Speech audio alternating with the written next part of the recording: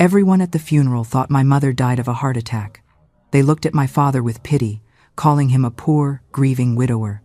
But they didn't see what I saw. They didn't see the leather belt he had just taken off, the same belt that was still stained with dry blood and strands of her hair hidden in the buckle. Hello, my dears, my loves. I am Grandma Betty. You might know me today as the sweet 7-8-year-old lady who bakes apple pies here in Phoenix, Arizona, but the peace I have now was bought at a terrible price. In 1961, I was just a 5-year-old girl who had to make a choice: die in silence like my mother, or destroy my own family to survive. If you are listening from anywhere in the world, please leave a comment and subscribe, because there are truths that need to be spread, even if they might shake your beliefs. There are stories that, no matter how painful, must be told.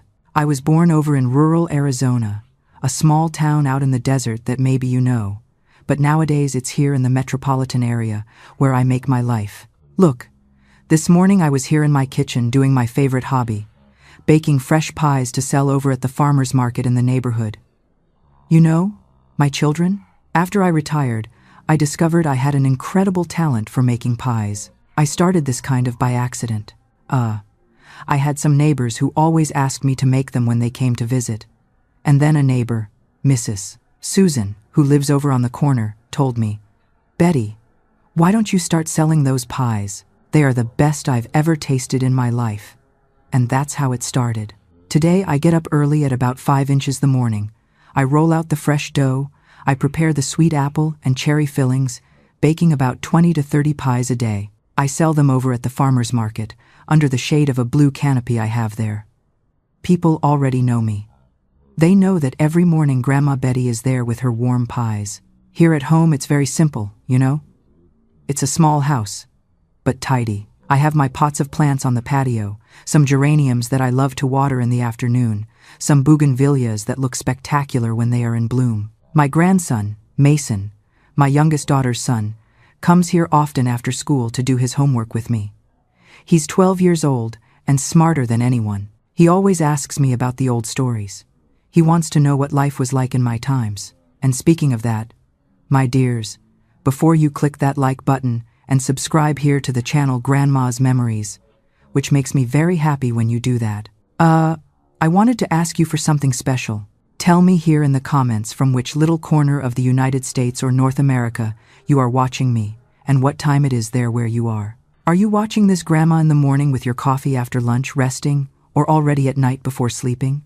I always read all the comments, and I get emotional knowing there are people from all over listening to this old lady.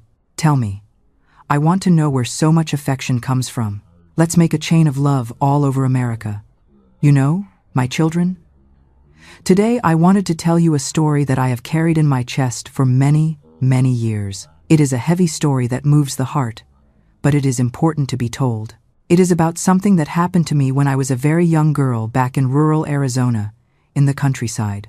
A story about family, about secrets that we sometimes keep, and about how sometimes the people who should protect us are exactly the ones who hurt us the most. It is one of those stories that one needs courage to tell, you know?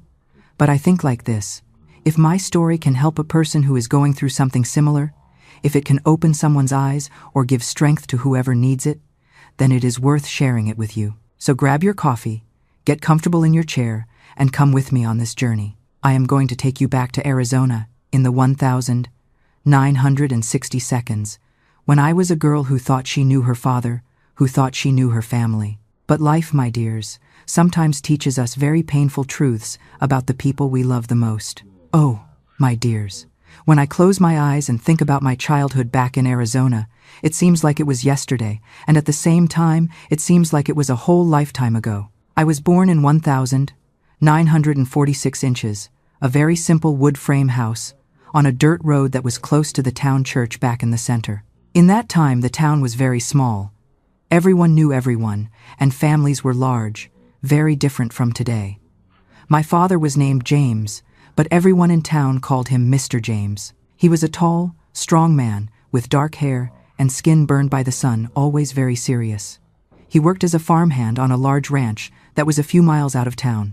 He would leave the house before the sun came up, walking with his lunch pail on his shoulder, and only came back when it was getting dark. When he got home, he came always tired, with those clothes smelling of earth and sweat, his work boots dusty from the road. My mother, poor thing, was named Patricia. She was a petite woman, very slight, with brown eyes that shone when she smiled. She took care of the house and of us, the children. There were 3 of us. Me, who was the oldest.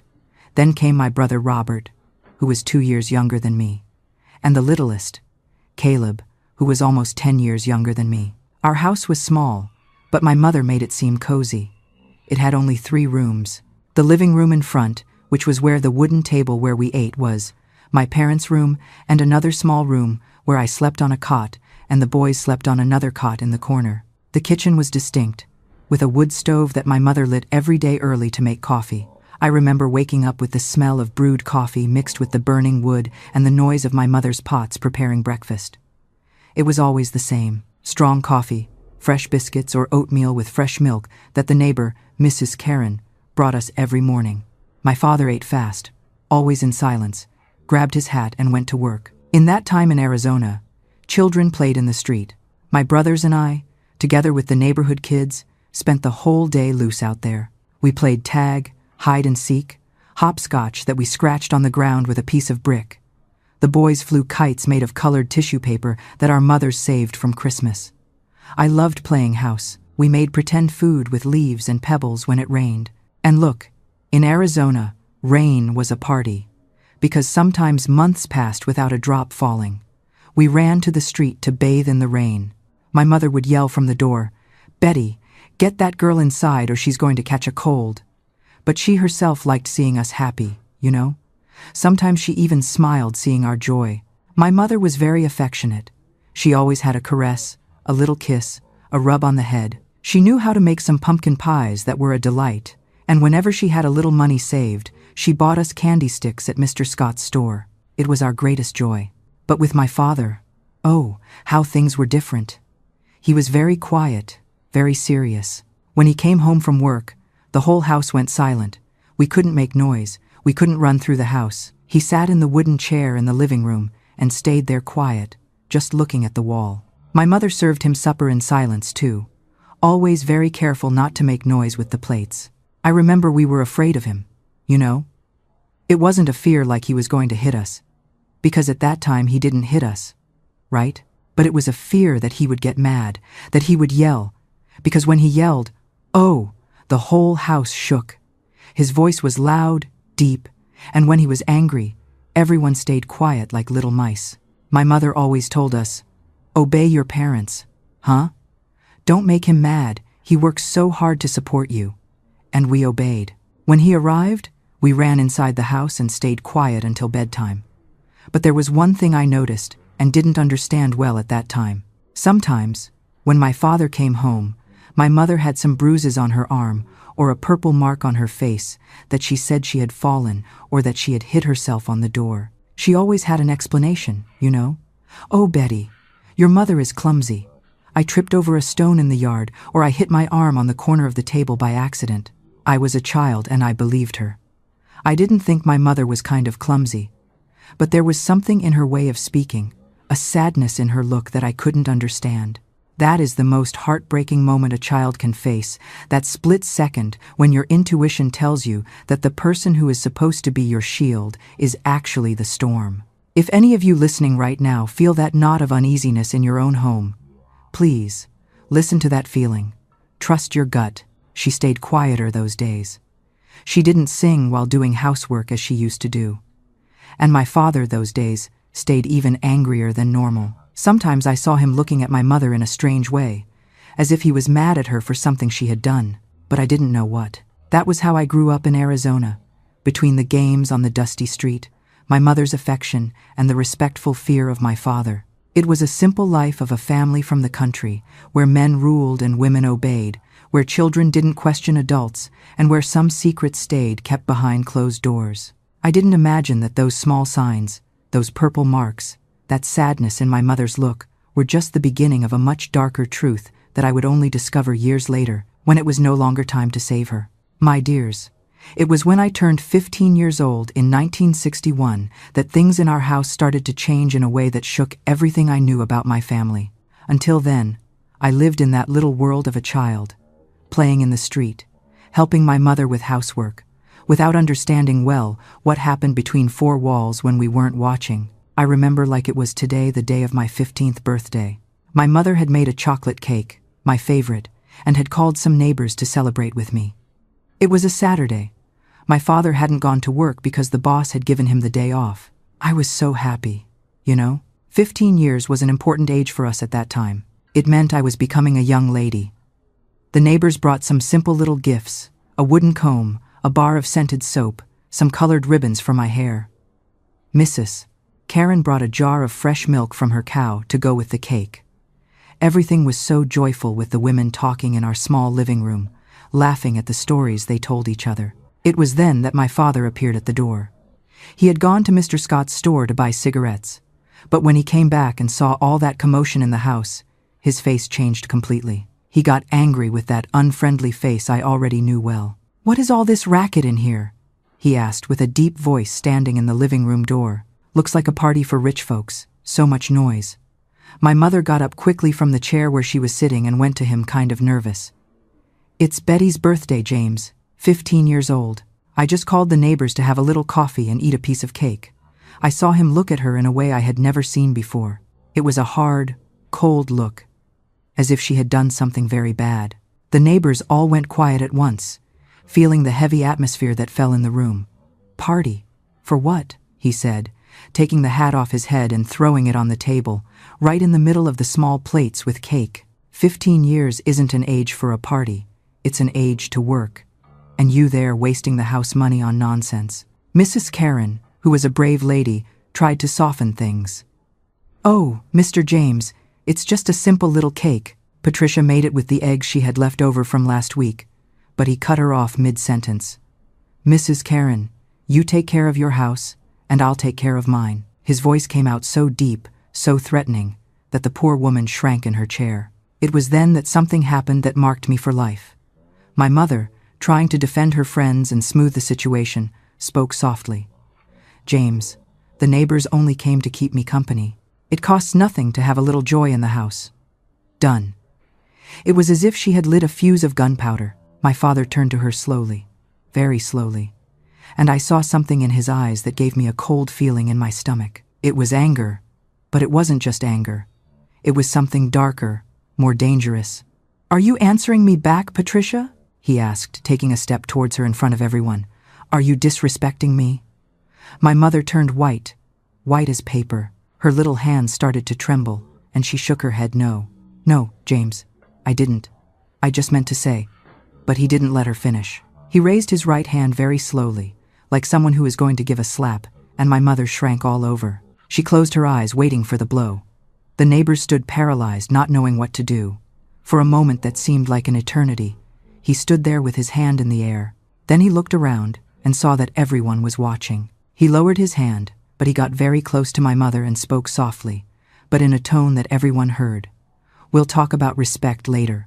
Alone." The neighbors got up quickly and started saying goodbye, inventing excuses that they had to go make supper, that they had forgotten a pot on the fire. My dears, looking back now, you might blame them, call them heartless. But back in the 60 seconds, that mindset of what happens in a house stays in that house ran deep. People saw the violence, yes, but they chose silence to avoid trouble. And it was that very silence that allowed the monsters to thrive behind closed doors. The cake stayed there on the table, cut in half, and that heavy atmosphere filled the whole house. My father grabbed his hat and left without speaking anything else. I heard the noise of his steps moving away. My mother stood in the middle of the living room, looking at the cake crumbs scattered on the floor. Her little hands were still trembling. It was then that she bent down to start cleaning the mess, and I saw something that broke my heart. She was crying, but trying to hide it. Fat tears ran down her face, falling on the floor along with the cake crumbs. "Mom," I started to speak, but she made a gesture for me to stay quiet. "Go play with your brothers, Betty, and don't make noise." Her voice came out all shaky. That night, when my father came back home, I pretended I was sleeping, but I kept my ear pricked. I heard them talking in the room, but I couldn't understand the words. I only knew that his voice was low, but hard, and that she only answered yes or okay to everything he spoke. The next day, Sunday, my mother appeared with a purple mark on her forehead. When I asked her what had happened, she said she had hit herself on the corner of the bedroom door during the night when she went to get water for him. But I was 15 years old. I wasn't a little girl anymore who believed any story. And for the first time in my life, I started to suspect that those purple marks my mother always had, those bruises she explained as falls and stumbles, maybe weren't accidents at all. From that Sunday on, the air in our house changed. It became heavy, like the sky right before a storm breaks, thick with a silence that choked you. I watched my mother shrink into herself, becoming a ghost in her own home. She learned to walk without making the floorboards creak, to wash dishes without clinking the plates.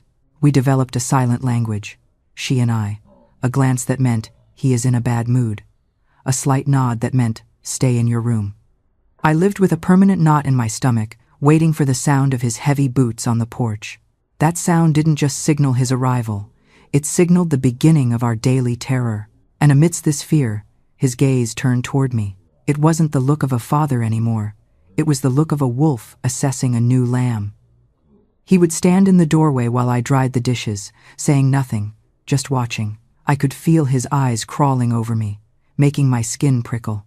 I wanted to scream, to run, but I was frozen by the same paralysis that held my mother captive. We were two women holding our breath, praying for invisibility, surviving minute by minute in a house that had become a prison. One day, about 2 weeks after my birthday, he arrived from the fields earlier than normal and found my mother and me washing clothes in the yard. We were talking quietly about women's things and laughing once in a while. When she saw him there standing observing us, my mother became tense immediately. "Too much work to be laughing like that," he said. "Betty, come here." I approached him kind of suspiciously. He put his heavy hand on my shoulder and squeezed hard. "You're growing up, girl. You're becoming a young lady. But don't go believing that because of that, you can go around partying and disrespecting the rules of this house. Did you understand?" "I understood, Dad," I answered, feeling his fingers dig into my shoulder. "Perfect. Because in this house the one who rules is me, and what I command everyone obeys. Your mother knows that very well, right, Patricia?" My mother stopped scrubbing the clothes and looked at him. "Yes, James, everyone knows." But when her eyes met mine, I saw there a plea for help that hurts my chest to this day. It was as if she was trying to warn me about something, prepare me for something, but couldn't speak openly. That night, lying on my cot, I started to understand that my happy childhood in Arizona was coming to an end. Something very bad was approaching our house, and I felt in the bottom of my heart that my mother knew exactly what it was.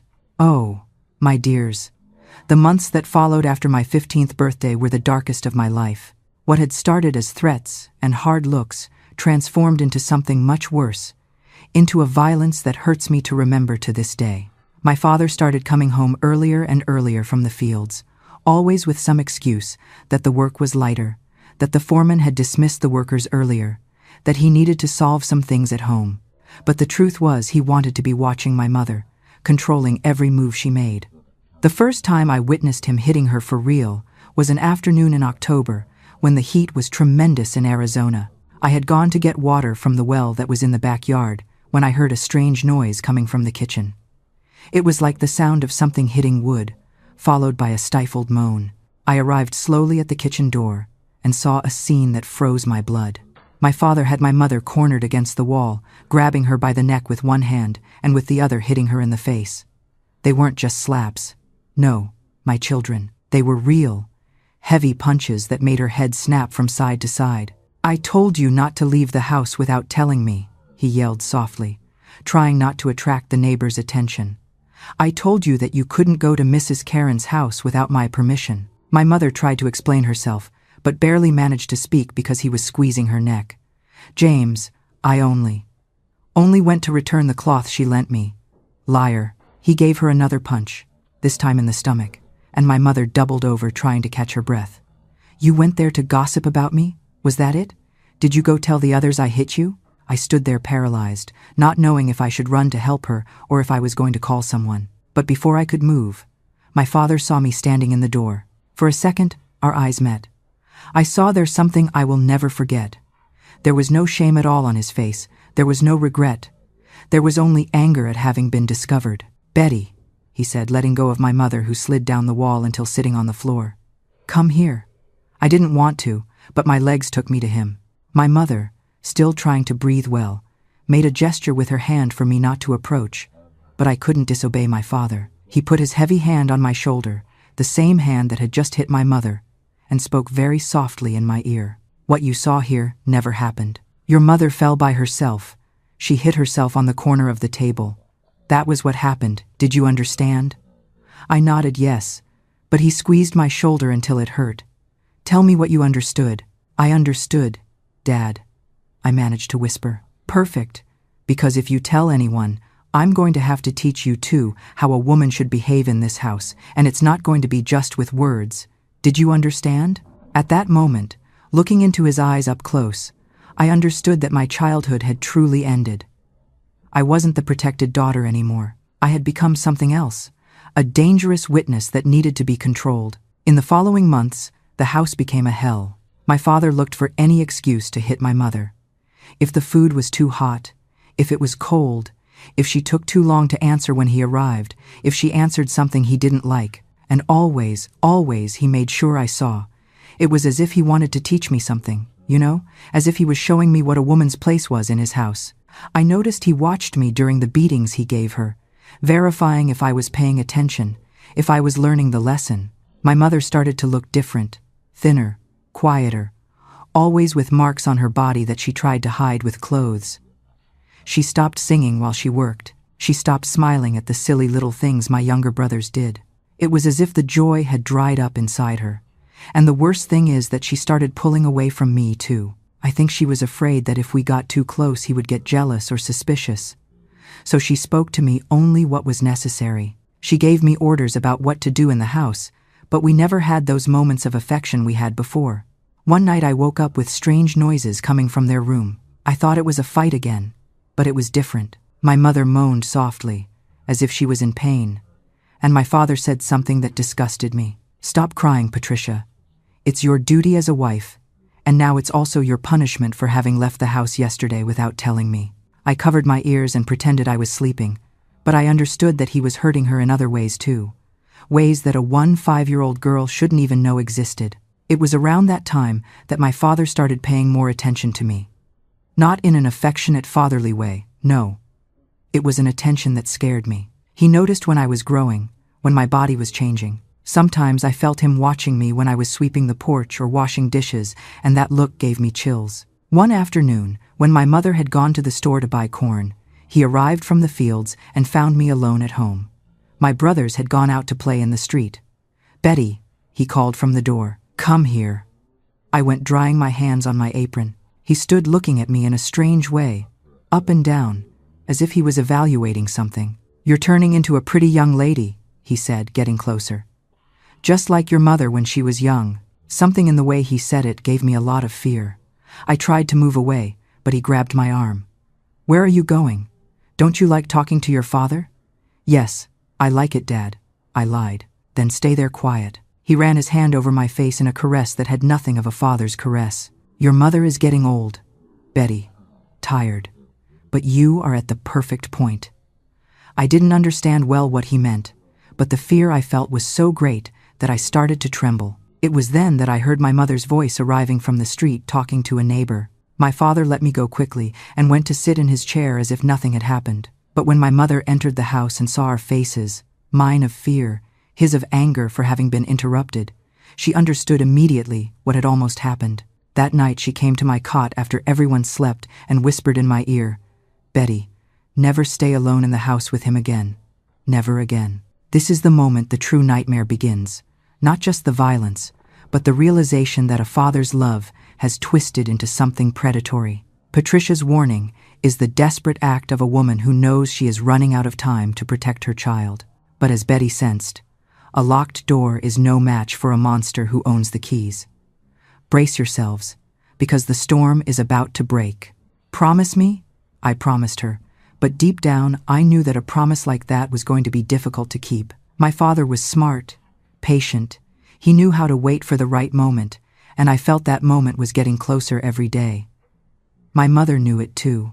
In recent times, She looked at me with a sadness so deep in her eyes that it seemed she was saying goodbye to me, as if she knew she wasn't going to be able to protect me for long, and she couldn't. My dears, the straw that broke the camel's back happened a Tuesday in December of 1961.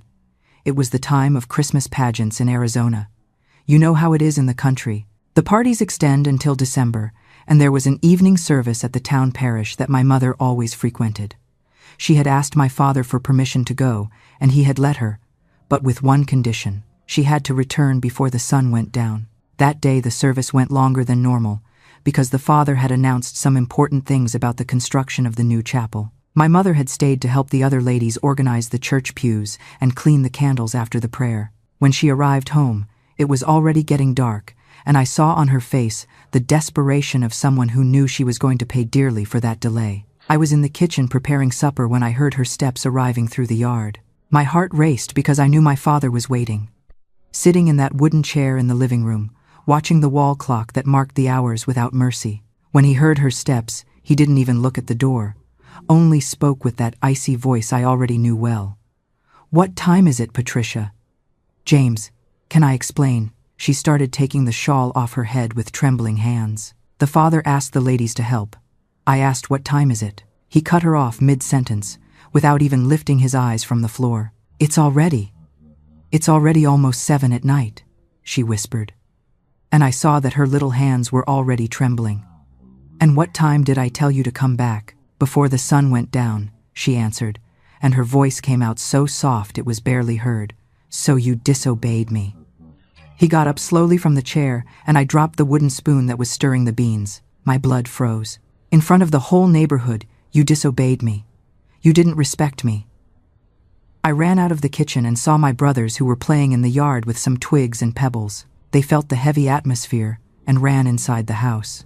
Little Caleb, who was only 5 years old, grabbed my mother's skirt, sensing the danger like a frightened little animal. "Get away from there, boy." My father ordered my brother with that voice that accepted no disobedience. "Go play outside and take the others." "No, Dad," I said with a courage I don't know where it came from. The words came out of my mouth before I could think well. Let him stay. He didn't do anything wrong. Nobody here did anything wrong. The silence that fell in the house was terrible. It was as if even the crickets outside had stopped singing. My father turned to me slowly with a face I had never seen. A face of pure hate that made me want to run and hide. "You want to learn along with her too?" he asked. And his voice was so low, so dangerous, that it gave me chills. "Is that it? You want to learn how a woman should respect the man in this house?" My mother, seeing the danger I had gotten myself into, pushed Caleb towards me. "Take the children, Betty. Take them, and get out of here. Go to Mrs. Karen's house and stay there until I come get you." But I couldn't move. For the first time in my life, I stayed there, planted in the middle of the living room, looking into my father's eyes. There was a voice inside my head screaming to run, but there was another stronger voice saying I couldn't abandon my mother. "I'm not going to let you hit her for going to the service," I said. And the words came out firmer than I expected. She was in God's house helping the Father. She didn't do anything wrong. What happened next was an explosion of violence that gives me nightmares to this day. My father went to his room and came back with the leather belt he used to work in the fields. It was a thick, heavy belt with a large metal buckle that he always kept well polished. When I saw him coming back with that thing in his hand, I felt my legs go weak. "Now you two are going to learn once and for all what a woman's place is in this house," he said, folding the belt and testing the weight in his hand.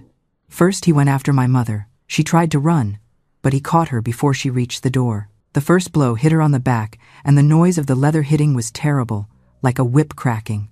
My mother screamed and fell to her knees on the dirt floor. 26 years married to me," he said between the blows, "and you still haven't learned to obey." The belt went up and down, up and down. The metal buckle cut the clothes and the skin, and I saw the blood starting to appear. My mother tried to protect herself with her arms, but the blows were many and very strong. "Stop! Stop hitting her!" I screamed, and before I could think about what I was doing, I threw myself on top of my mother, trying to protect her with my own body. It was then that he turned all his fury towards me. The belt started falling on my back, on my head, on my arms. The pain was unbearable. It was as if they were cutting my skin with a razor. Each blow of the metal buckle left a deep cut, and I felt the blood wetting my clothes. "Girl who confronts me," he roared without stopping hitting. "Girl who doesn't respect her father, then is going to learn too." My brothers were crying in the corner of the living room, hugging each other, watching that scene of horror. Little Caleb screamed, "Stop, Dad, stop, you're going to kill her." But that increased his fury. It was as if seeing the children crying, seeing the fear on their faces, only fed the violence even more. My mother, although bleeding, although broken with pain, managed to get up from the floor. I will never forget her face in that moment. It was a face of total desperation, of a mother who knew she could lose her daughter if she didn't do something. "Stop hitting my daughter," she screamed with a strength I had never seen in her. "Kill me if you want, but leave her alone. She is a child." And then she did something that changed everything. She threw herself on top of him, trying to rip the belt from his hand. For a few seconds they fought for the belt, pulling one on each side. My mother was using a strength that came from desperation, the strength of a mother protecting her child. "Let go of that belt, James," she screamed, trying to twist his arm. "Enough. It's enough." For a moment it seemed she was going to succeed. She was managing to loosen his fingers. She was almost taking the belt from his hand, but my father was much stronger, and the anger had given him extra strength. He gave her a shove with all the strength he had, a violent, brutal shove that made my mother fly through the air and hit her head on the corner of the heavy wooden table that was in the living room. The noise was terrible, a dry sound, like wood splitting, that resonated through the whole house. My mother fell to the floor and lay motionless with a trickle of blood running from her forehead and spreading on the dirt floor. For a few seconds that seemed like hours. Nobody moved. The whole world stopped. Even my father stood there watching the fall with the belt still in his hand. It was as if he himself had been scared by what had just happened. "Mom," I called softly, crawling to her. My voice came out strange, almost a whisper. "Mom, get up, please, get up." But she didn't move. Her eyes were open, but it was as if they weren't seeing anything. They were glassy, lost, looking at a place only she could see. I shook her shoulder. "Mom, answer. Talk to me." It was then that she turned her head towards me slowly, very slowly, as if every movement hurt a lot. She managed to whisper with her voice almost disappearing. "Betty, my daughter, listen. Listen well. Speak, Mom." "I'm listening," I cried, grabbing her cold hand.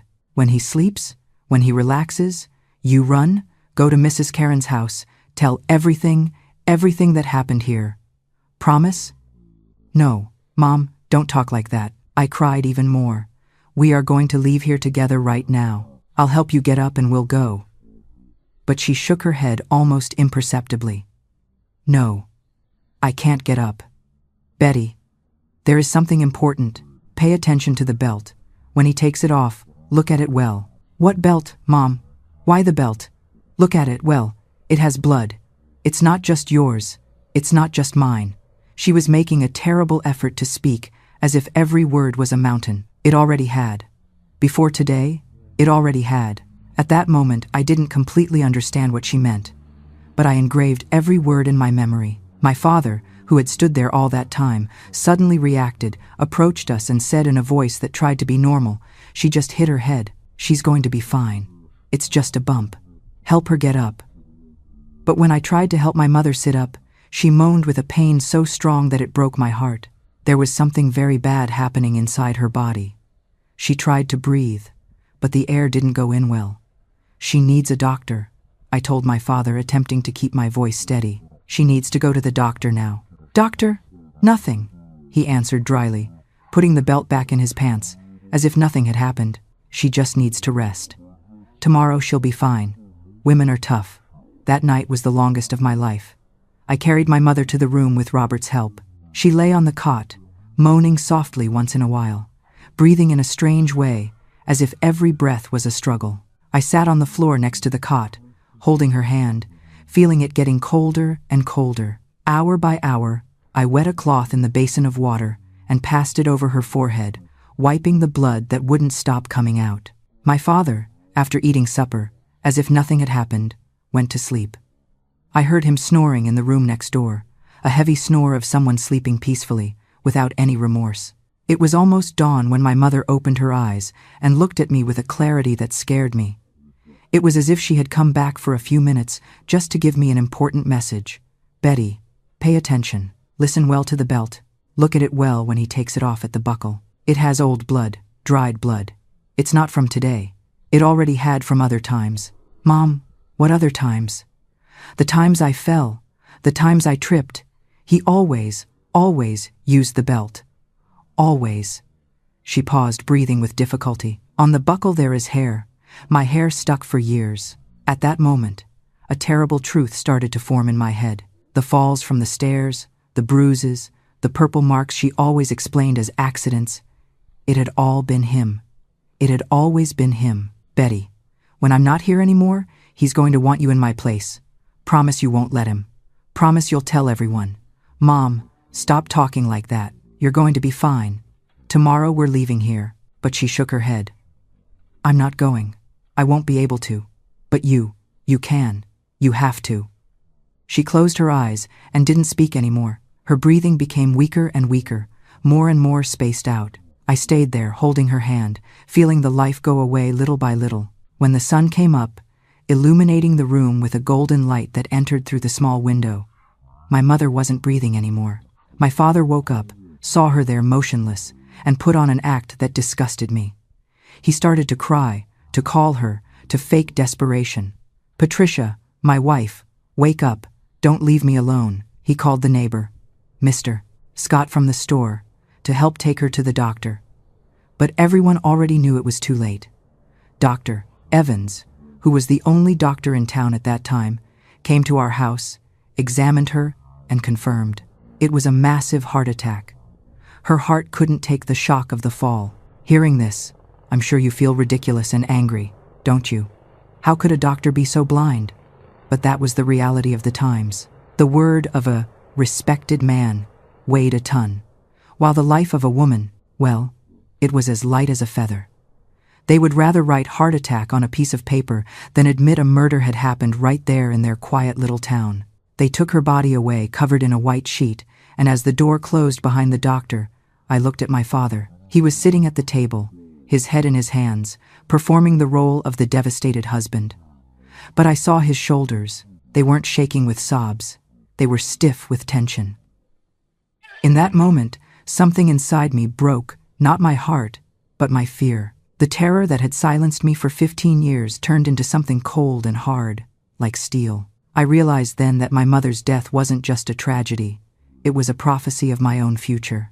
If I stayed silent, if I let the town believe the lie of the heart attack, I would be the next one falling down the stairs, the next one tripping into doors.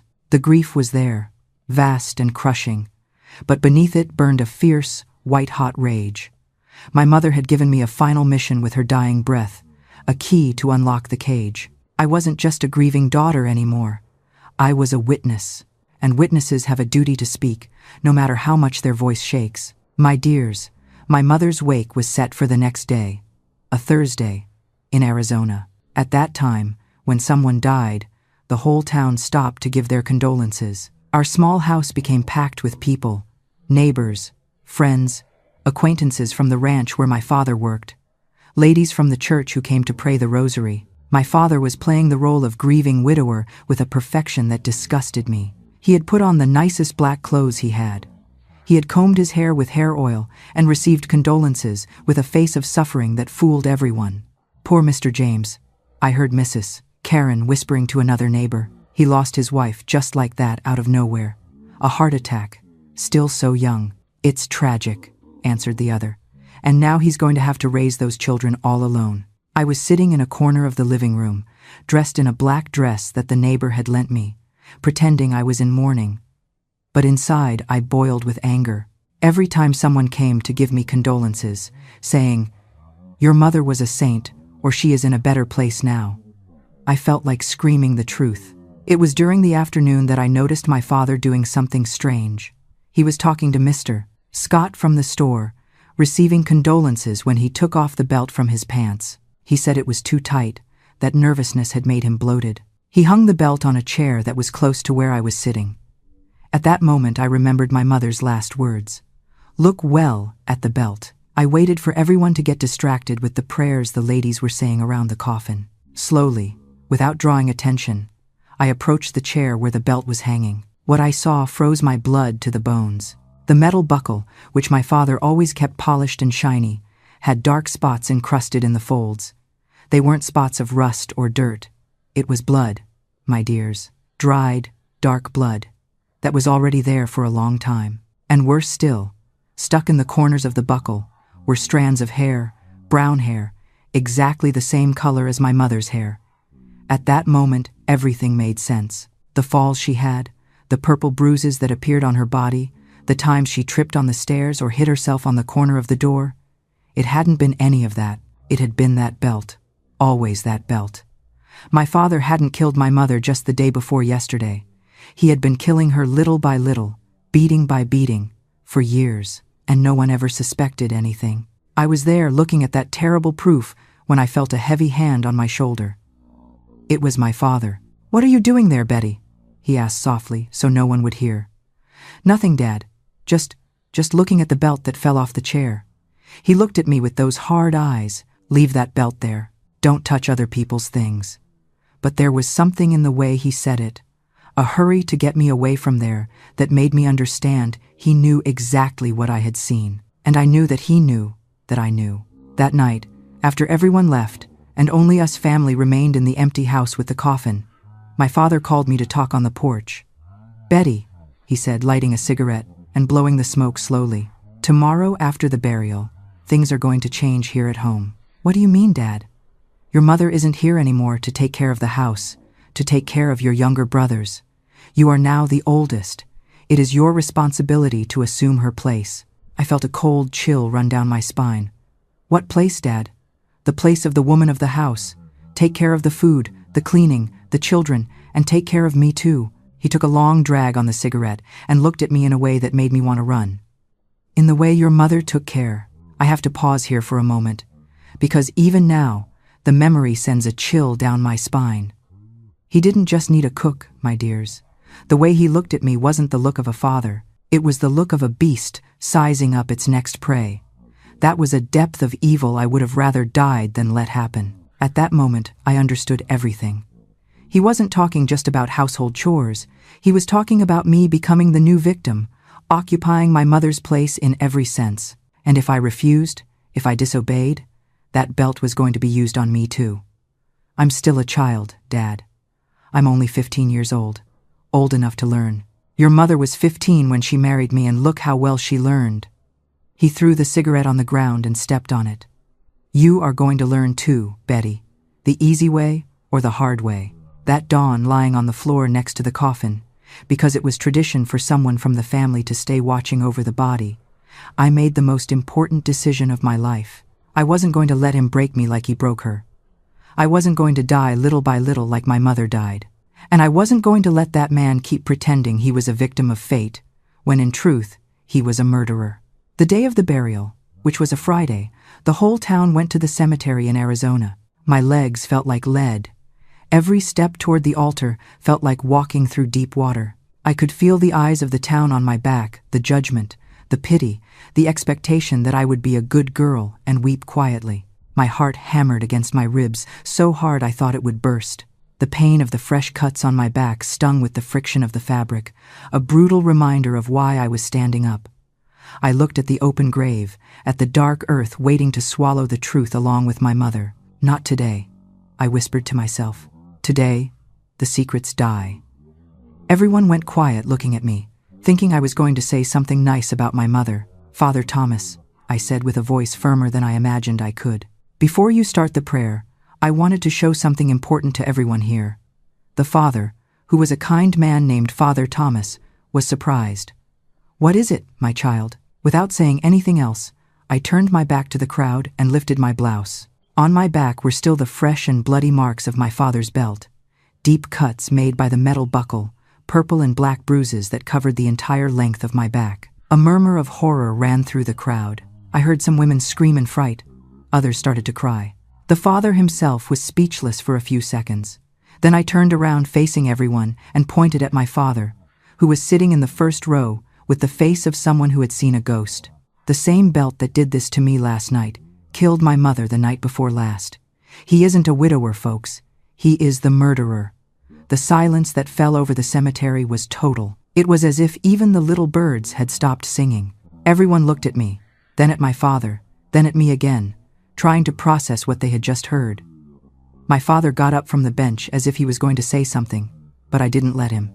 He has been killing her little by little, for years. All those times she fell down the stairs, that she tripped, that she hit the door, it was a lie. It was him hitting her with that belt. Can you imagine the courage it took for a frightened 5-year-old girl to lift her shirt in front of a crowd and expose her ugliest scars? I know that many of you out there are hiding your own wounds, visible or not. Don't be afraid anymore. Please, leave a heart in the comments below so I know I'm not alone, and let's be brave together. Betty, are you disturbed by grief? He started to speak, trying to use that worried father voice that fooled everyone. Disturbed nothing, I screamed. Look at the belt. Look at the buckle. It has my mother's dried blood stuck there, and it has her hair too. Hair he ripped out from the beatings he gave her. It was then that something I didn't expect happened. Mrs. Karen, who knew my mother since she was a girl, stood up from the middle of the crowd. I always suspected, it always seemed strange to me, so many accidents. She was crying. She was afraid of him. Other voices started to join hers. It's true. Patricia always had a new mark. She became different lately. Thinner, quieter. Sheriff Richard, who was the law representative in town, was present at the burial. He approached me.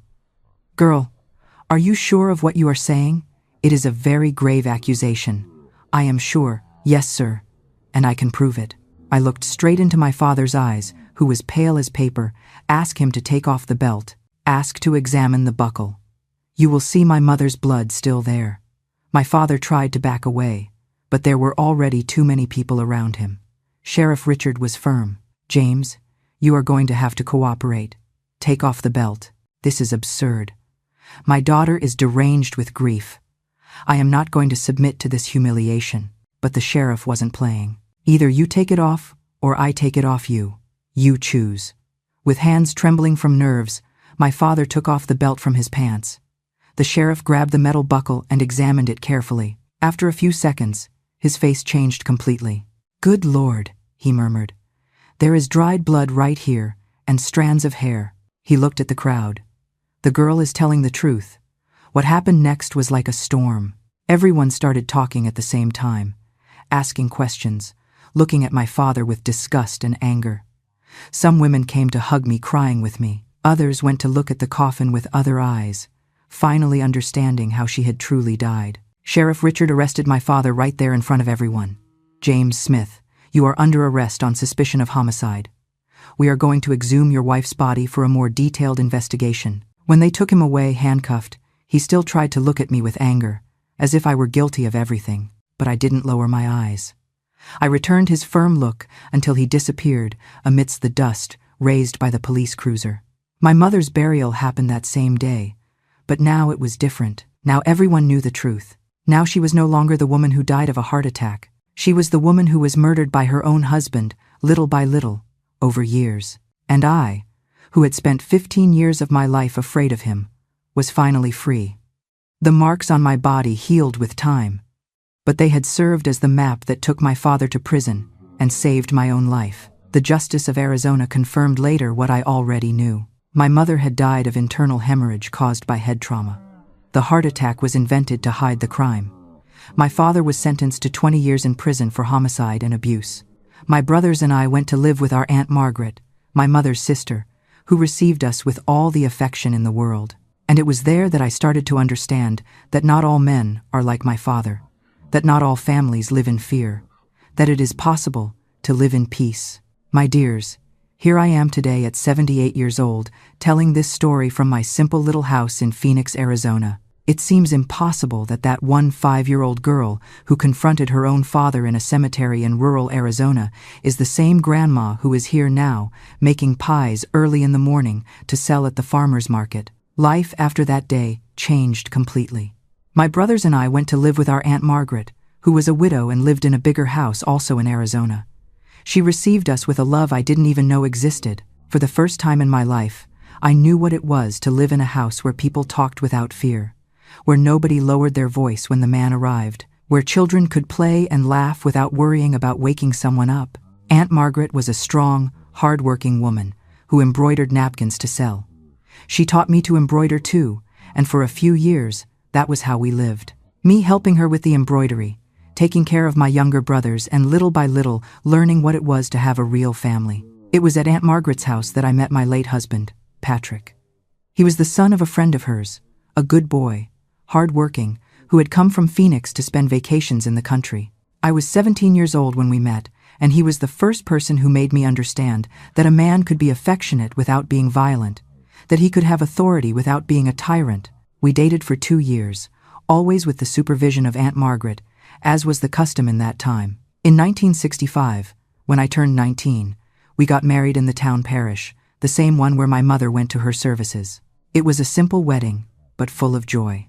Aunt Margaret made my wedding dress with her own hands, and the whole neighborhood came to bless us. Shortly after the wedding, we came to live here in Phoenix. Patrick worked as a mechanic in a shop in Phoenix, and I continued embroidering at home.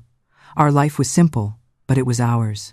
We were blessed with 3 beautiful children, and raising them was the true healing of my soul. You see, every time my husband Patrick came home tired from work, my body would instinctively tense up, waiting for the explosion, waiting for the blow. But Patrick would just smile, kiss my forehead, and ask, "How was your day, Betty?" It took me years to stop flinching, to learn that a man's strength isn't measured by how hard he can hit, but by how gently he can hold his family. Healing isn't a straight line. It's learning to stop flinching when love walks through the door. Betty didn't just survive. She rewrote the definition of family for her children, proving that the past does not have to dictate the future. Stay with us for her final message, because Grandma Betty has one last, powerful truth that every survivor needs to hear. We broke the cycle, my dears. That is my greatest achievement. Not the pies, not the house, but the fact that my children grew up never knowing the sound of a leather belt snapping in anger. They grew up thinking that home is a safe place, that love is kind, and that their voices matter. When I look at them now, successful and kind adults raising their own families, I know that the darkness stopped with me. Breaking a cycle of violence is like swimming upstream against a raging flood. It is painful and exhausting. But look at me. I made it to the shore. And you, my dears listening to me now, you deserve that safe harbor too. Never, ever accept darkness as your destiny. It ended that day in the cemetery. My mother couldn't save herself, but through me, she saved us all.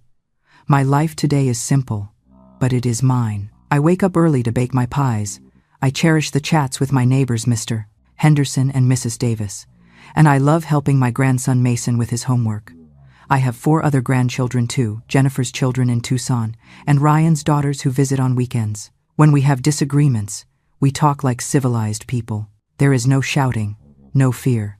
And that, my dears, is the greatest victory of all. The house becomes a party when everyone is here. We make a big meal, talk, laugh, and I look at this family I helped form and thank God for giving me strength to get here. At night, I like to sit on the patio of my house and water my plants.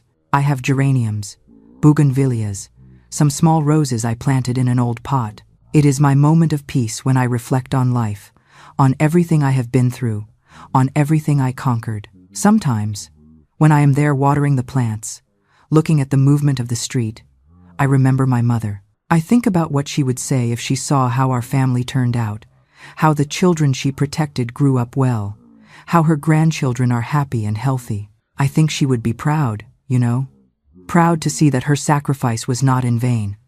My brother Caleb lives near here, also works as a contractor, and comes to visit me every Tuesday. We drink coffee together and talk about the old times. Robert, my brother, has a big family back in the country. He got married and went to live in California, but he always sends news. Here in Phoenix, in my neighborhood, I feel at home. It is here that I built my life for real. Here that I raised my children. Here that I grew old next to Patrick. When I go out in the morning to sell the pies and see the movement of the farmer's market, people running to work, children going to school, I feel enormous gratitude for being alive, for having arrived here. I don't have luxury. I don't have material wealth, but I have something many people don't have. I have peace. I have the peaceful sleep of someone who did what had to be done, of someone who faced fears, of someone who chose the truth, even if it was dangerous. I have the joy of seeing my grandchildren growing up in a family where love truly exists, where women are respected, where children can be children. And every pie I sell, every smile I receive at the farmer's market, every hug from my grandchildren is proof that it was worth fighting. It was worth having courage that day at the cemetery. It was worth breaking the silence. My dears, after telling this whole story, my heart feels heavy, but it also feels full of hope. Heavy because remembering all this still hurts, even though so many years have passed, but full of hope because I know my story can help someone who is going through a similar situation. If you who are listening to me now live in a house where you are afraid, where they hit you, where they humiliate you, where someone hurts you and then pretends nothing happened, I want to tell you something very important. That is not normal. It is not a way to be a man. It is not family custom. It is not punishment you deserve. It is a crime and you don't need to put up with it. I know it is difficult to report. I know it gives that fear, that shame, that thought of who is going to believe me. I went through that too. I spent years seeing my mother being beaten, and I didn't know what to do. I didn't know how to help. But when I reached my limit, when I saw that either I did something or I was going to die just like her, I found a courage I didn't even know I had. Courage doesn't come from nowhere, my children. It comes when we understand that our life is worth more than fear, when we understand that we were not born to be anyone's punching bag, when we understand that our children, our siblings, deserve to live in a house where no screams are heard, no violence is seen. That belt dirty with blood that my father used to hit me and to kill my mother became the proof that put him in prison. The marks on my back that hurt so much became the map that led me to freedom. Sometimes our wounds are the only witnesses we have. Don't be ashamed to show them when necessary. Today, when I see my grandchildren playing in the yard without fear, when I see my daughter being respected by her husband, when I sleep peacefully without hearing screams or blows, I give thanks for having had courage that day at the cemetery. It was the most difficult decision of my life, but it was the one that saved me. And for you who can help someone, pay attention to the signs. That neighbor who always has bruises from falling, that friend who stays quieter and quieter, that relative who isolated herself from the family. Sometimes an offer of help, a "you can count on me," can be the difference between life and death for a person. In any country in the world, there are authorities and organizations ready to help whoever suffers domestic violence. Look in your region.